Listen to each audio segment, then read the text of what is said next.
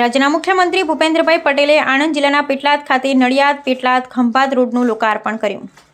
Petlad college ચોકડી સ્થિત નવીન બનેલા રેલવે ઓવરબ્રિજ ₹31 કરોડના ખર્ચે નિર્માણ પામેલ છે, જેને સરદાર વલ્લભભાઈ પટેલ રેલવે ઓવરબ્રિજ નામ અપાયું છે. ઉલ્લેખનીય છે કે નવનિર્મિત સરદાર વલ્લભભાઈ પટેલે રેલવે ઓવરબ્રિજ થવાથી પેટલાદ તાલુકાના પેટલાદ, પાંડગોલ, મહેડાવ, બાંધણી, પોરડા, વિશોલી, વટાવ, રંગાઈપુરા, દાવલપુરા, શાહપુરા, જોગણ, ખડાના, શેખડી, ધર્મજ જેવા ગામોની અંદાજિત 1.22 લાખની જનસંખ્યાને તેનો સીધો ફાયદો થશે. આ અંગે મુખ્યમંત્રી ભૂપેન્દ્રભાઈ પટેલે જણાવ્યું હતું કે પેટલાદ અને ખંભાત તાલુકાના વિસ્તારના પ્રજાજનોને આ બ્રિજના નિર્માણથી ફાટક સહિત વાહન વ્યવહાર કરવો સરળ બનશે તથા સમયની બચત થશે.